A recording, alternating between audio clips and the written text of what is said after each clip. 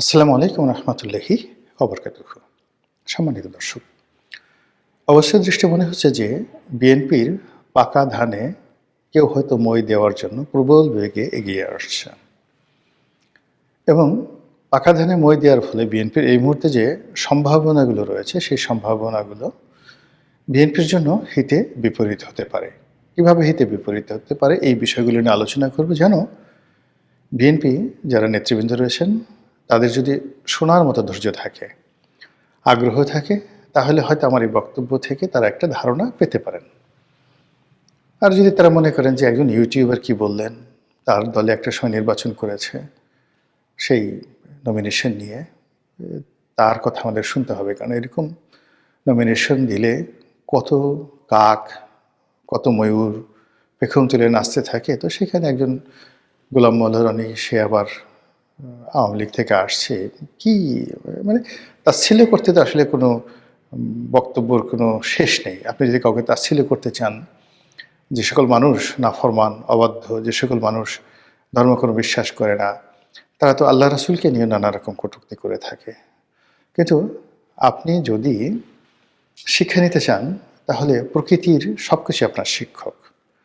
পিঁপড়া আপনার শিক্ষক, মৌমাছি আপনার শিক্ষক, গাছের পাতা, প্রস্ফুটিত পাতা যে আজকেটি ফুটল, সে আপনার শিক্ষক।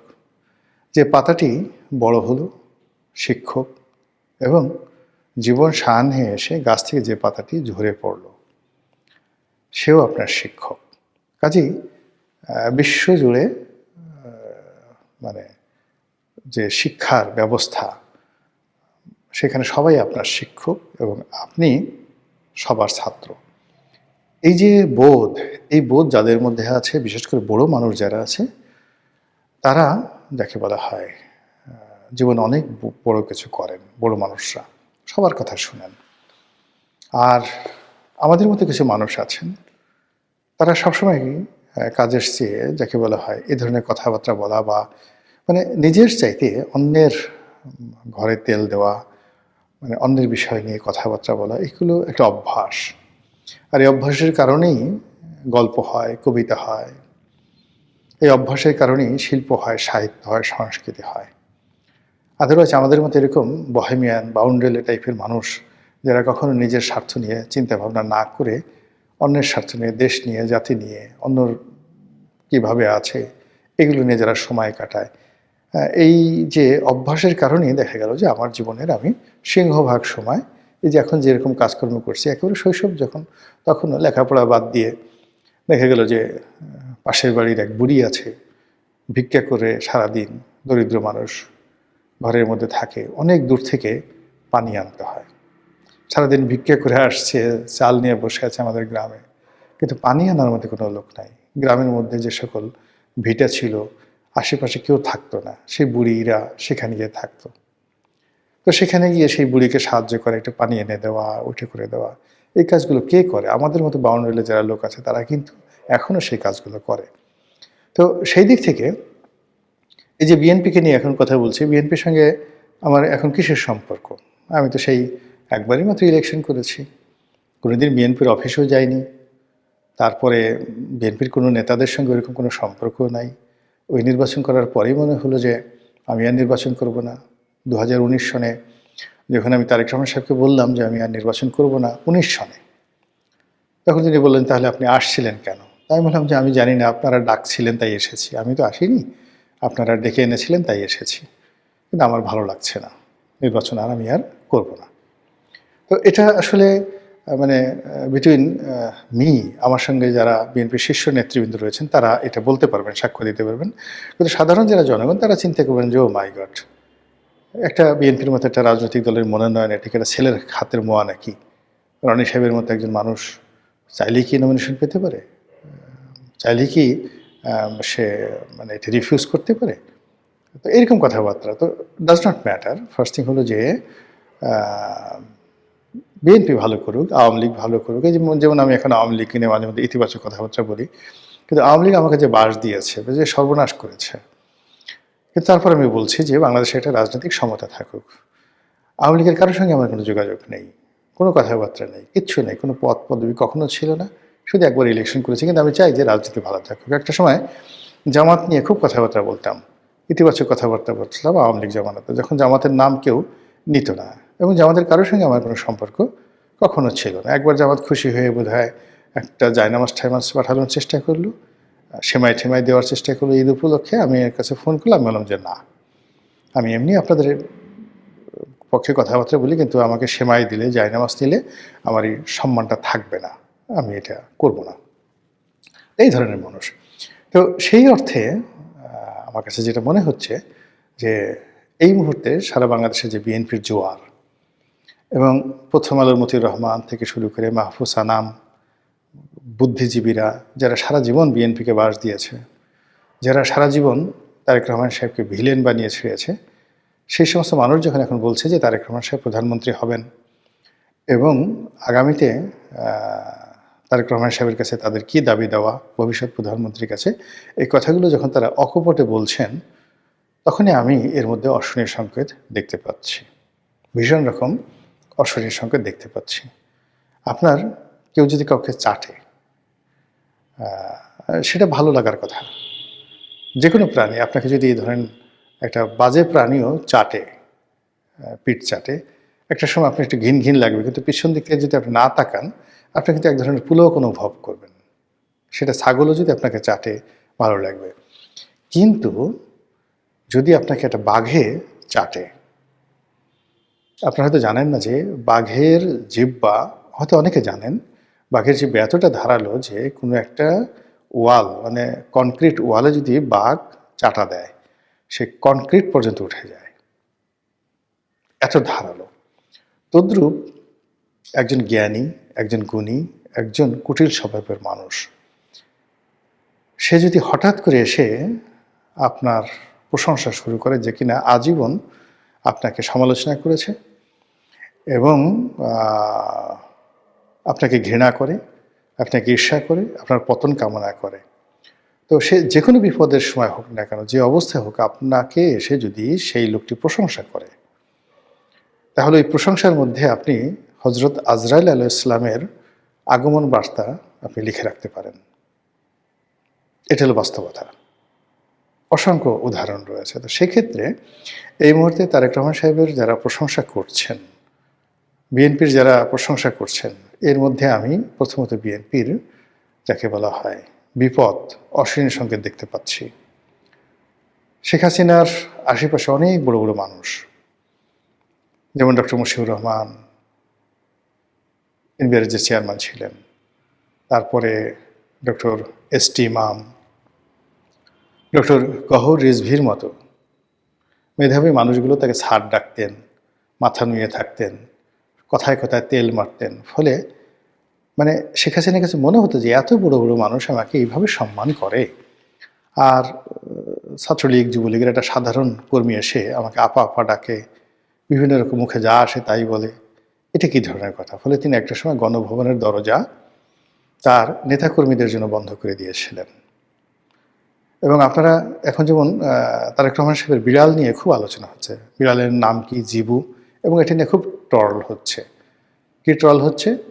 যে বিড়ালের পাসপোর্ট হচ্ছে, তারপরে বিড়াল কবে আসবে। এখন মানে সেই বিড়ালের জবান অনেকে খুলে ফেলেছে এবং বিড়াল কথা বলছে, মানে এআইয়ের মাধ্যমে বিড়াল কথা বলছে, এবং কথা যে সকল কথাবার্তা বলছে খুবই অবমাননাকর। বিড়াল মানে তারেক রহমান সাহেবের বিড়াল জেবুকে দিয়ে এআইয়ের মাধ্যমে যে সকল কথাবার্তা বলানো হচ্ছে, ওগুলো শুনলে আপনি বুঝতে পারবেন যে সেন্টিমেন্টটা কী। আমি নিজেও দেখেছি যে মানে আমাদের যে এই যে আবেগ, আমি একটা ভিডিও করি যখন, এই মুহূর্তে তারেক রহমান সাহেবকে নিয়ে একটা ভিডিও করি, তো সেটার কিন্তু এই নামটা বা থাম্বনেইলে যখন তারেক রহমান সাহেব থাকেন বা তার একটা প্রশংসা করার চেষ্টা করি, এটা কিন্তু পাবলিক খাচ্ছে না, এই মুহূর্তে খাচ্ছে না। ফলে ভোটের মাঠে কী হবে? অথচ ঠিক ৩-৪ মাস আগেও কিন্তু তারেক রহমান সাহেবের যে কোনো একটা প্রসঙ্গ আসলে, বিএনপির একটা প্রসঙ্গ আসলে, মানুষ সেটাকে গ্রহণ করতো, জাস্ট বিফোর 3 মান্থস। আমার ভিডিওগুলো দেখেন। কিন্তু এখন মানে নানা কারণে বিএনপি, তারেক রহমান সাহেব, জিয়া পরিবার, এদের সম্পর্কে মানুষের আগ্রহটা কোন পর্যায়ে আছে, যারা এই কন্টেন্ট তৈরি করি আমরা এটা হাড়ে হাড়ে টের পাই। কারণ আমাদের সঙ্গে আপনাদের যে ইন্টারেকশনটা, এটা একেবারে ডাইরেক্ট। হাজার হাজার কমেন্ট, লাইক, কথাবার্তা, মানে জনগণের দেখা, একটা ভিডিও দীর্ঘক্ষণ ধরে দেখে, তারপরে যে ধরনের আমাদের যারা কন্টেন্ট ক্রিয়েট করে আমাদের যে বিজ্ঞাপনগুলো আসে, সেই বিজ্ঞাপনের কোয়ালিটির অনুপুরে কিন্তু আমরা বুঝতে পারি যে কী ধরনের মানুষ এই কথাগুলো শুনছে। যেমন ধরুন, গুলিস্তানের মানুষ যদি আমার ভিডিও দেখে, তাহলে আমার এখানে বিজ্ঞাপন আসবে পচা সাবানের বিজ্ঞাপন। কিন্তু আমার যদি আমেরিকার শিক্ষিত সম্প্রদায় দেখেন, ঢাকা বিশ্ববিদ্যালয়ের টিচাররা দেখেন, তো সেখানে দেখা গেল যে সৌদি গভর্নমেন্টের বিজ্ঞাপন চলে আসবে। তো সেক্ষেত্রে কি হলো যে আমরা যারা এই কন্টেন্ট, আজকে যেমন আমি 5-6 বছর যাবত কন্টেন্ট করি, এই বিষয়গুলো পুরোটা আমি জানি। ফলে এখানে জনগণের মত কোন দিকে যাচ্ছে, জনগণ কোনটা পছন্দ করছে, সেটা কিন্তু আমরা বুঝতে পারি, রিড করতে পারি। এবং সেই দিক থেকে তারেক রহমান সাহেব এবং বিএনপির জন্য এই সময়টি তারা মনে করছে ভালো, কিন্তু আমরা যারা বাইরে থেকে দেখছি আমাদের কাছে মনে হচ্ছে সব কিছু এলোমেলো হয়ে গেছে। যেমন ধরুন, এখন সেই তারেক রহমান সাহেব আসলেন, বিরাট সংবর্ধনা হচ্ছে আগামীকাল 25 তারিখে। তো এখানে দলে দলে লোক গ্রাম থেকে চলে আসছে। এটা দেখে আপনি মানে বিএনপি যারা লোকজন রয়েছেন তারা খুব খুশি যে আমাদের নেতা আসছেন, দীর্ঘদিন গ্রাম থেকে, প্রত্যন্ত অঞ্চল থেকে চলে আসছে। মূল ব্যাপারটা হলো, আপনারা অবাক হয়ে যাবেন, আমাদের বাড়ির পাশে আটরশি পীর সাহেবের বাড়ি। তো বছরে যাকে বলা হয় ওনার একটা ওরস মোবারক হয়, ছোটকাল থেকে আমরা দেখে আসছি। মানে 1 কোটি লোক সেই ওরসে যায়, 1 কোটি। আবার বলছি, আটরশি হুজুরের বাড়িতে 3 দিন বা 4 দিন বসে যে বাৎসরিক উরস হয়, 1 কোটি লোক সেখানে উপস্থিত হয়। এর বেশিরভাগ লোক ওখানে যাওয়ার পরে তারা ওই যে এতগুলো মানুষ একসাথে হয়েছে এটার মধ্যে আনন্দ পায়। আমরা যেমন গ্রামবাসী লোকজন সমস্ত কাজকর্ম বাদ দিয়ে ওই 3 দিন খালি ওই বাড়িতে থাকি। মানে পুরো সদরপুর উপজেলার যত লোকজন আছে বেশিরভাগ মানুষ এই সময়টাতে 1 দিনের জন্য 2 দিনের জন্য সেখানে যায়। প্লাস ওখানে ওই যে ডাল ভাত, গরুর মাংস, এগুলো একবেলা খাওয়ার জন্য মানুষ পাগল হয়ে যায়। মানে একটু লাইনে বসার জন্য ছোটোকালে পাগল হয়ে যায়। এর কারণ হলো এই ধরনের যে লোকজন বেশি হলে ভালো লাগে। এই যে বড় একটা মাহফিল হয়, বড় একটা যাত্রা গান হয়, বড় একটা সভা সমাবেশ হয়, এর 80% লোক, 80% লোক সেখানে যায় আউট অফ কিউরিসিটি, কৌতূহলবশত। তো এই যে তারেক রহমান সাহেব আসছেন, এখানে দেখবেন যে উপস্থিতি, যে ভিড়ভাট্টা বা যে সমস্ত কর্মকাণ্ড, এর 80% হলো আউট অফ কিউরিসিটি, যেটি 25 তারিখের পরে থাকবে না। আপনি 26 তারিখ থেকে ডিসেম্বর মাসের 26-27 তারিখ, মানে আপনি যে কিউরিসিটিটা 300 ফিটে দেখবেন, এটি উনি যখন ঢাকা বিশ্ববিদ্যালয়ে যাবেন এটা আপনি দেখবেন না। উনি যখন শহীদ মিনারে যাবেন আপনি দেখবেন না। উনি যখন নির্বাচন কমিশনে যাবেন এটা আপনি দেখবেন না।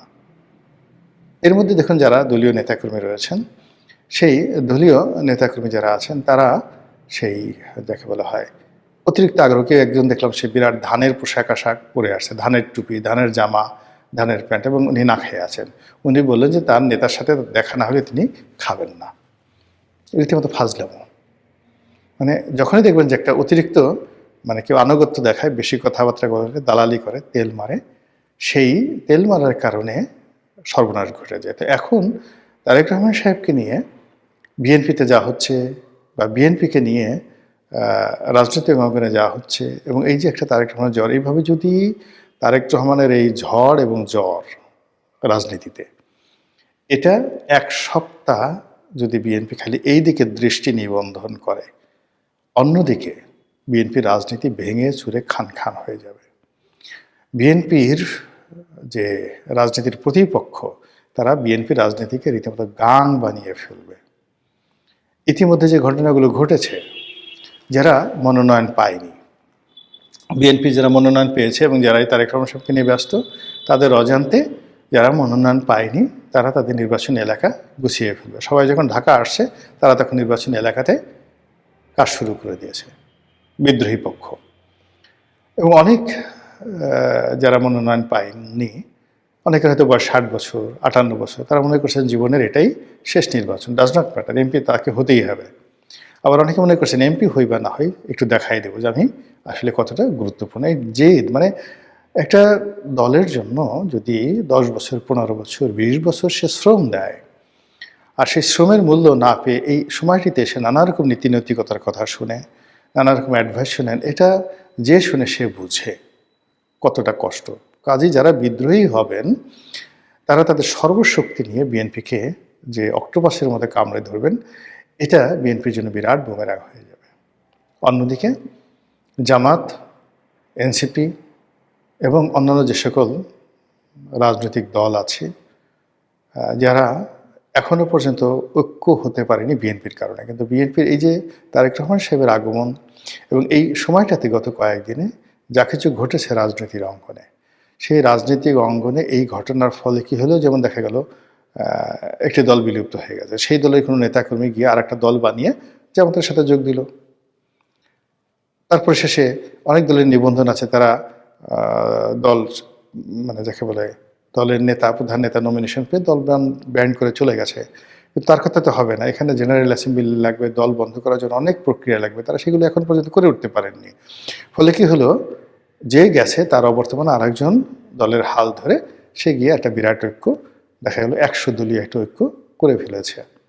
এবং আমাদের দেশে মানে কি বলবো, মানুষ যখন রাগ হয়ে যায় এবং কোনো মানে আপনি একজন ধরুন একজনকে আপনি ভিক্ষা দিতে চাইলেন, আপনি 50 টাকা দিলেন বা 100 টাকা দিলেন, খুব কান্নাকাটি করছে রাস্তার মধ্যে, আপনার দয়া হলো, আপনি 100 টাকা দিলেন। তো নর্মালি সে ভিক্ষা পায় 5 টাকা বা 10 টাকা। তো আপনার 100 টাকার নোট দেখে সেই ভিক্ষুক লোভী হয়ে গেল। লোভী হয়ে সে বলল যে, বাবা আমার লুঙ্গি নাই, চিকিৎসা নেই, আমাকে আরও কিছু দাও। তখন কিন্তু আপনার মেজাজ গরম হয়ে যাবে। এবং এক্ষেত্রে প্রায় যে মানুষ করে, যে দাতা, সে মেজাজ হারিয়ে ফেলে এবং ওই যে ভিক্ষা দিয়েছিল ভিক্ষার টাকা ফেরত নিয়ে নেয়। আমাদের দেশের রাজনীতিতে একই অবস্থা। আপনি যখন খুব ওভার কনফিডেন্ট হয়ে যাবেন, তখনই আপনার পতন হবে। আইয়ুব খান 10 বছর পাকিস্তান শাসন করেছেন এবং তিনি উন্নয়ন দশক পালন করছিলেন এবং তার একটা ধারণা ছিল যে তিনি যত উন্নয়ন করেছেন, পুরো পাকিস্তানের মানে মানচিত্র মানে প্রত্যেকটা জায়গাতে ফুলে ফুলে শোভিত করে ফেলেছিলেন। তার ধারণা ছিল যে আজীবন তিনি ক্ষমতায় থাকতে পারবেন, কিন্তু হয়নি। 69-এর গণ অভ্যুত্থানে এমন একটা অবস্থা তৈরি হলো পুরো পাকিস্তানে, তিনি তার ক্ষমতা সেনাপ্রধান ইয়াহিয়া খানের কাছে হস্তান্তর করে তিনি চলে যেতে বাধ্য হলেন। এরপর আমরা তাকে আর জানি না। এইভাবে আপনি আসলে যখনই আপনি খুব বেশি, এরশাদ সাহেবও দীর্ঘদিন কাজকর্ম করার পর একেবারে সব কিছু স্বাভাবিক চলছিল, শেষ মুহূর্তে এসে তার এই পতনটা হলো 2006 সনে। 2006 সনে বিএনপির আসলে পরাজিত হওয়ার কোনো রিজন ছিল না, 111 হওয়ার কোনো কারণই ছিল না। কিন্তু অলনে ছাড়েন, বিএনপি যখন ওভার কনফিডেন্ট হয়ে গেল, তখন তো এই ঘটনাগুলো ঘটে গিয়েছিল। ঠিক একই অবস্থাতে 1991 সালে রাজনীতির যত জরিপ, সেটা ছিল আওয়ামী লীগের পক্ষে, এবং শেখ হাসিনা আওয়ামী লীগ ধরে নিয়েছিল যে তারা পাওয়ারে আসছে। আর বিএনপির আসলে কোনো প্রস্তুতিই ছিল না, তারা যে ক্ষমতায় আসবে এই ধরনের কোনো প্রস্তুতি ছিল না। 91 সালে বিএনপির মনোনয়ন দেওয়ার মতন এই জায়গাতে যোগ্য প্রার্থী তাদের ছিল না, কিন্তু নিয়তি তাদেরকে ক্ষমতা নিয়ে এলো। এইবার যেটা হচ্ছে, চারিদিকে একটা রব পড়ে গেছে, বিএনপি ক্ষমতায় আসবে শতভাগ, সবাই সে কথা বলছে। বিএনপির যারা লোকজন তারাও ধরে নিচ্ছে যে একবারে নমিনেশন পাওয়া, ইলেকশনটা শুধু বাকি, জাস্ট একটু ইলেকশন এলাকাতে যেতে হবে, আর মানুষ হুড় হুড় করে এসে ভোট দিয়ে বিএনপিকে পাশ করে নিয়ে আসবে। আর তারেক রহমান সাহেব তো জাস্ট প্রধানমন্ত্রী, এটা সময়ের ব্যাপার, উনি শুধু চেয়ারটাতে বসাটা হলো তার ইচ্ছার উপর নির্ভর করবে, তিনি এখন আজ বসবেন না কাল বলবেন, সেরকম। তো এরকম যখন মানুষ ওভার কনফিডেন্সের মধ্যে থাকে, মানুষ যখন একটা মোহের মধ্যে থাকে, মানুষ যখন অতি তেলবাজির মধ্যে থাকে, তখন তাদের যারা প্রতিপক্ষ প্রচণ্ড রকম শক্তিমত্তা অর্জন করে। ফলে এই সময়টাতে বিএনপি যাদেরকে কেয়ার করছে না, কাউন্টই করছে না, বা যাদের কাউন্ট করা তো দূরের কথা, প্রয়োজনও মনে করছে না, এমন সব মানে প্রাচীরের গাত্রে এক নামগোত্রহীন ফুটেছিল ছোট ফুল অতিশয় দিন, ধিক ধিক করে তারে কাননের সবাই, বিখ্যাত একটা কবিতা। মানে বিএনপির এরকম অনেক ছোট ছোট ফুল, মানে যার কোনো রকম গুরুত্ব আছে বলে বিএনপির লোক মনে করে না, সেই এক একটা ফুলের কারণে বিএনপির সর্বনাশ হয়ে যেতে পারে এই নির্বাচনের এই সময়টিতে। এবং প্রকৃতির একটা ব্যাপার হলো, আপনি যখন কোনো একটা ব্যাপারে খুব বেশি কনফিডেন্স দেখাবেন, সেখানেই আপনার পতনটা হবে। ইসলামে যে জিনিসটা আছে যে তুমি আল্লাহর কাছে চাও বিনয় সহকারে, ভয় এবং লজ্জা নিয়ে, এবং যাকে বলা হয় তোমার বিশ্বাসও থাকবে, বিশ্বাস এবং ভয়, মানে খাউফ এবং রিজ্জা। খাউফ এবং রিজ্জা এই দুটো, মানে আমি একটা লেখা লিখেছিলাম, এটা নিয়ে আমি তখন পড়তে হয়েছিল যে দিল হোসেন সাঈদীর ইমতিহান, খাউফ এবং রিজ্জা। তো এই খাউফ এবং রিজ্জা এই দুটো জিনিসের সমন্বয় যখন মানুষ করতে না পারে, তখন একেবারে আপনার সামনে যখন একটা খাবার আসবে আপনি মুখে দিবেন, ঠিক সেই জিনিসটা আপনার সামনে থেকে চলে যায়। আর এর কারণেই পাকা ধানে মই দেওয়ার প্রসঙ্গটি আসছে, মানে একেবারে রেডি হয়ে আছে, ফসল তুলবেন আর খাবেন, ঠিক এই সম্ভাবনাটাও শেষ মুহূর্তে নষ্ট হয়ে যায়। তো এই যে বিএনপির যে পাকা ধান, সেই পাকা ধানটি তারা কিভাবে সংরক্ষণ করবে, কিভাবে ঘরে তুলবে, এবং সেই ধান দ্বারা কিভাবে তাদের যে প্রয়োজন সেটা মেটাবে, আশা করি বিএনপির যারা নেতৃবৃন্দ সেটা আমার চেয়ে ভালো বোঝেন। আসসালামু আলাইকুম রহমতুল্লাহি ওয়া বারাকাতুহু।